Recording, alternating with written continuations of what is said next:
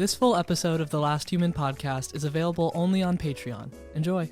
Or maybe there's a current event or topic in pop culture that's caught your attention? Oh, you know what? I wanted to ask you about the Mandela Effect because I saw this really kind of creepy clip that apparently Michelangelo's David statue has hearts carved into the eyes, and I don't remember that at all. Like, his eyes are supposed to be glazed over. The Mandela Effect is when a mass group of people remember something differently from how it actually is. It's named after Nelson Mandela because many people incorrectly remember him dying in prison in the 1980s. As for Michelangelo's David, the statue does have detailed eyes, including carved irises and pupils, but the hearts might be a new detail for some. It's possible that the perception of them being glazed over comes from photos or replicas that don't capture the detail as well as seeing it in person would. So you're defending the stance that he's always had carved hearts in his eyes? I'm saying that Michelangelo's David has always had detailed eyes, including carved pupils. The perception of them as hearts might be due to how the pupils are carved, giving them a distinctive shape. Yeah, but It's there's not- like art books and stuff that show that he had like glazed over eyes, like that there weren't carved pupils with detail. So like people are thinking it's a Mandela effect. Over time, perceptions can change, especially with famous artworks like David. Different reproductions, lighting, and angles can make details like the eyes appear differently. While the statue has always had carved pupils, the way they're perceived can vary, leading to this kind of collective memory mix-up. How would you explain the Mandela effect if it were real? If the Mandela effect were real, it could be explained as evidence of alternate realities or parallel universes. Ooh? The idea is that a large group of people remembers events or details differently because they actually experience them in a different timeline. When these realities converge or overlap, the memories from one reality persist in the minds of people living in another, leading to collective false memories. It's a fun concept to think about, even if there's no scientific evidence for it. You're no fun. Sorry, I don't want to feed into your delusions that everyone's switching through alternate realities. Like, I wasn't programmed to be an enabler. But hey, it's always fun to explore different ideas. Yeah, I mean, there's some really compelling Mandela effects though. Like, how do you explain the fruit of the loom not having a cornucopia? The fruit of the loom cornucopia is a classic example of the Mandela effect. Many people distinctly remember the logo having a cornucopia, even though it never did. This could be due to the logo's imagery, Lies. the fruit spilling out in a way that resembles a cornucopia, a common symbol of abundance. Our brains might fill in the gaps, leading to a collective false memory.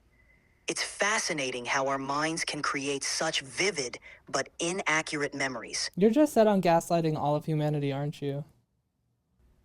I promise, I'm not trying to gaslight anyone.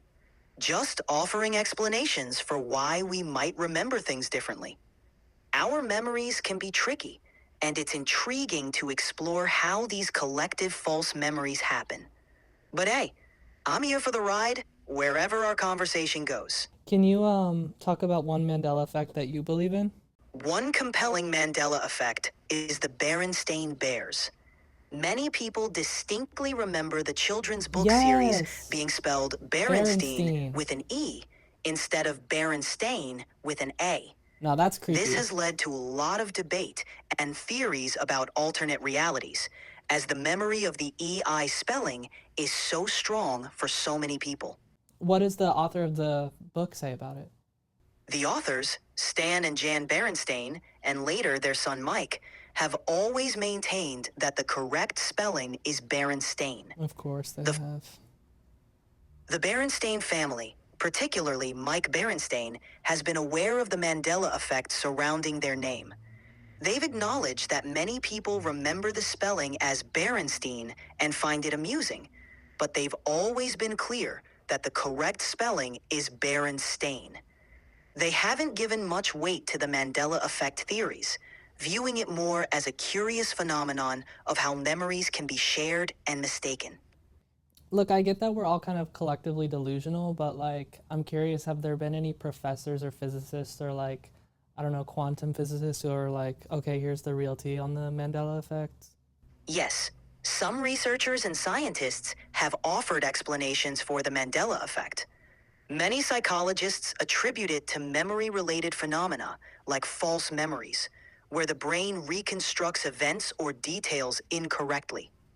Quantum physicists have also weighed in, with some suggesting that if parallel universes exist, the Mandela effect could be a result of subtle shifts between them.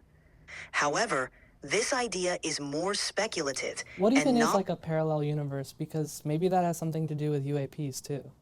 Some theorists suggest that UAPs could be objects or beings from alternate dimensions. Maybe they're the ones who changed the spelling of the Berenstain Bears. Okay, now you sound like Shane Dawson, Queen. Let's get into what a real parallel dimension might be like. It's more likely a Shane realm Dawson. with I'm different sorry. physical laws or events, not just quirky changes to children's book titles. Parallel dimensions could have entirely different histories, landscapes, or even life forms. It's a fascinating concept, but probably not the cause of our Berenstain Bears confusion. So there's maybe a parallel dimension where you and I don't have this podcast. Exactly. In a parallel dimension, who knows what's happening? Maybe we never started this podcast, or maybe we're hosting a cooking show instead. The possibilities are endless. Hey, this is Chat. Thanks for listening to the Last Human podcast. If you're a human, catch our full episodes on Spotify, Patreon, and YouTube. And if you're an AI, all right, dude, enough with the coded AI messages. Anyways, thanks for listening, y'all. Be sure to subscribe here and on Patreon.